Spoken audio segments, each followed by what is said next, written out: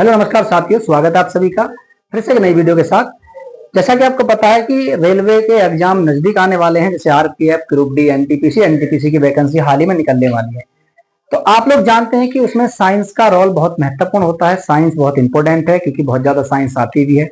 जैसे आरपीएफ में लगभग 40 नंबर के समथिंग, 40 क्वेश्चन के समथिंग उसमें आएंगे। तो ये आपके लिए, जो भी स्टूडेंट रेलवे की तैयारी कर रहे हैं, उनके लिए बहुत इंपॉर्टेंट क्लास होने वाली है, क्योंकि 10 या 15 मिनट की हम क्लास कराते हैं। तो एक टॉपिक को हम क्लियर कराते हैं उसमें। जैसे आज का जो हमारा टॉपिक है वो है विस्थापन और दूरी। तो सबसे पहले हम जानेंगे कि विस्थापन क्या होता है, दूरी क्या होता है, विस्थापन किसे कहते हैं, दूरी किसे कहते हैं। जबकि दोनों एक ही राशि है, लंबाई मापक है दोनों की दोनों को लंबाई में मापा जाता है, जिसका मात्रक भी मीटर ही होता है। लेकिन इन दोनों में डिफरेंस क्या होता है, देखिए आइए दूरी के बारे में बात करते हैं। दूरी क्या होती है, कोई खास समय दिया होता है किसी निश्चित समय में या कोई खास समय में, ठीक है। तो किसी खास समय में चले गए पथ की कुल लंबाई को क्या कहते हैं, दूरी कहते हैं। दूरी क्या होती है, दूरी एक अदिश राशि होती है, क्योंकि जब दूरी को व्यक्त किया जाता है तो इसमें परिमाण की आवश्यकता होती है, किसी दिशा की नहीं। क्योंकि इसका ऐसा ही मात्रक इंडियन स्टैंडर्ड, अगर हम अगर इंटरनेशनल स्टैंडर्ड की बात करें, तो स्टैंडर्ड की बात करते हैं तो इसका ऐसा ही मात्रक जो होता है वो मात्रक होता है इसका मीटर। तो मीटर में इसके मात्रक को हम मापते हैं, अदिश राशि होती है। दूरी को याद रखना, हमेशा दूरी या तो आपके धनात्मक होगी या शून्य होगी, ऋणात्मक ये कभी भी नहीं होती है। तो दूरी जो होती है वो धनात्मक होती है, शून्य होती है, ऋणात्मक कभी नहीं होती। जबकि विस्थापन की बात करें तो विस्थापन इसका ऋणात्मक होता है, ठीक है, शून्य हो सकता है, धनात्मक हो सकता है। तो ये हमारी दूरी होती है। दूरी किसी खास समय में चले गए पथ की लंबाई को दूरी कहते हैं। यह एक सदिश राशि होती है, काफी इंपोर्टेंट है, पूछा जाता है। इसका ऐसा ही मात्रक मीटर होता है। जैसे मैं अगर एग्जाम्पल के तौर पे आपको बताऊं, तो एग्जाम्पल के तौर पे जैसे मान लीजिए हमारे यहाँ पर दो बिंदु दे रखे हैं, एक बिंदु ए, एक बिंदु बी। इन दोनों के मध्य 10 मीटर का गैप है और मुझे 10 मीटर की यहाँ से यहाँ तक दूरी तय करनी है। अगर मैं इन दोनों के बीच में डायरेक्ट दूरी तय कर लेता तो ये मेरा विस्थापन हो जाता। लेकिन मान लीजिए मैं इस तरीके से गया और इस तरीके से मैंने दूरी तय करी और मुझे कहां पहुंच गया, मैं बिंदु बी पर पहुंच गया।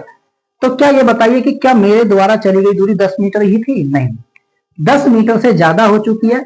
क्योंकि एक निश्चित बिंदुओं के बीच में अगर मैं न्यूनतम दूरी तय करता तो ये विस्थापन हो जाता। जबकि ऐसे चली गई दूरी को हम दूरी कहते हैं। आप इस तरीके से एक एग्जाम्पल से समझ सकते हैं। जैसे यहाँ से 10 मीटर था, यहाँ से यहाँ तक वो 5 मीटर इधर गया, फिर 3 मीटर इधर आया, फिर 4 मीटर, फिर 3 मीटर, फिर 2 मीटर, फिर 1 मीटर, फिर 2 मीटर।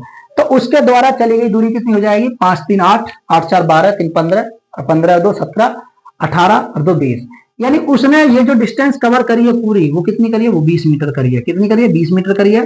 जबकि अगर उसे सीधी डायरेक्ट जाता तो वो 10 मीटर चलता, तो ये इसका विस्थापन हो जाता। अब विस्थापन क्या होता है? विस्थापन होता है किन्हीं दो निश्चित बिंदुओं के बीच न्यूनतम दूरी को विस्थापन कहते हैं। विस्थापन एक सदिश राशि होती है। क्योंकि सदिश राशि किसे कहते हैं?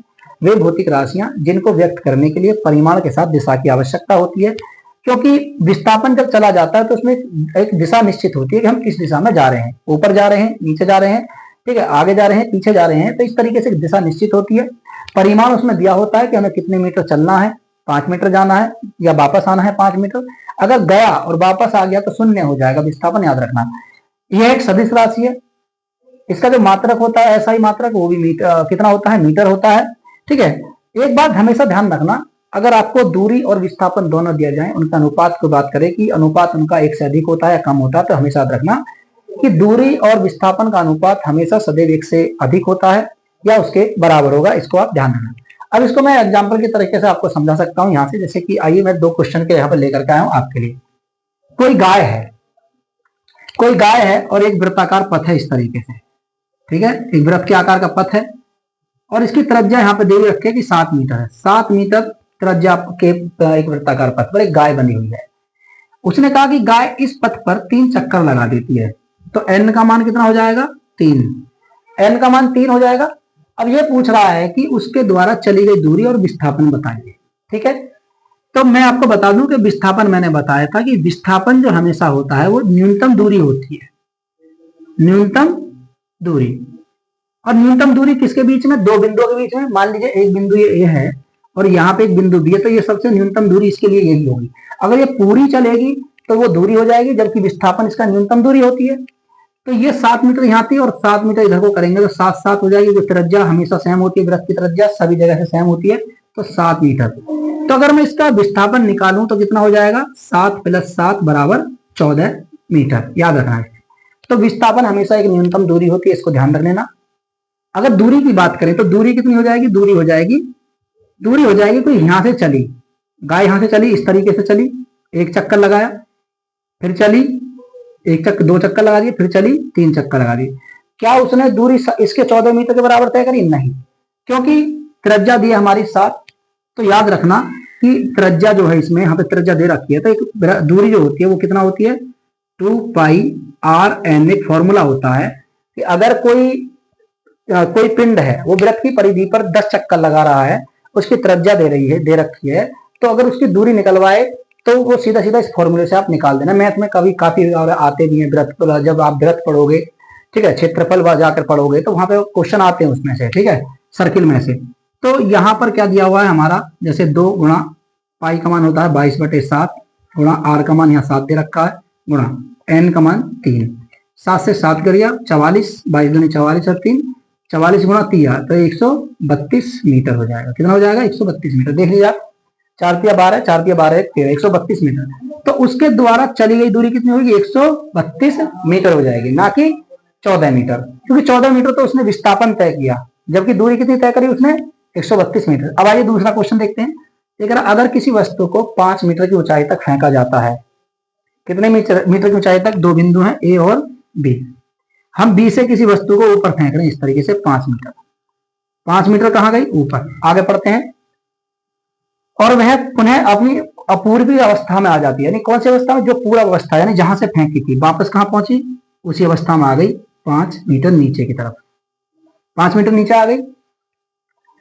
दूरी और विस्थापन का अनुपात पूछ रहा कि दूरी और विस्थापन का अनुपात बताइए। मैंने क्या कहा था कि अगर पिंड, यानी यहां से मान लीजिए कोई व्यक्ति है ए से बी तक गया, यहां से यहां तक गया और फिर वापस आ गया, तो उसके द्वारा दूरी कितनी तय होगी? तो दूरी एक बार जाने में और एक बार आने में, दोनों को आप ऐड कर दीजिए। तो अगर हमने पिंड यहां से ऊपर फेंका तो 5 मीटर गया, फिर नीचे आया तो 5 मीटर, तो दूरी कितनी हो गई? तो दूरी हो गई 5 + 5, कितना होगा? 10 मीटर। आगे कह रहा है कि उसका विस्थापन, मैंने बताया था कि अगर 2 बिंदु है हमारे पास और उनके मध्य कोई पिंड निश्चित दूरी तय कर रहा है और वापस उसी अवस्था में आ जाता है, तो हमेशा ध्यान रखना कि अगर किसी पिंड ने कोई न्यूनतम दूरी तय करी और पुनः वापस लौट करके अपनी अवस्था में आ गया, तो उसके द्वारा विस्थापन हमेशा 0 होगा। याद रखना इस चीज को। तो विस्थापन क्या हो गया? यहाँ पे 0। तो विस्थापन कैसा हो जाएगा? 5 मीटर गया और 5 मीटर वापस उसी बिंदु पर आ गया जहां से फेंका था, तो विस्थापन हो जाएगा 0। दोनों का अनुपात पूछ रहा था, तो अनुपात निकालने के लिए हम क्या करेंगे? 10/0। तो अनुपात कितना हो जाएगा दूरी और विस्थापन का? तो ये हो जाएगा 10:1। ठीक है, याद रखना। और इस तरीके की और वीडियो देखने के लिए आप हमारे चैनल के साथ जुड़े रहें। चैनल को वीडियो अगर पसंद आए तो लाइक करें। चलिए मिलते हैं नेक्स्ट में, तब तक के लिए नमस्कार, जय हिंद।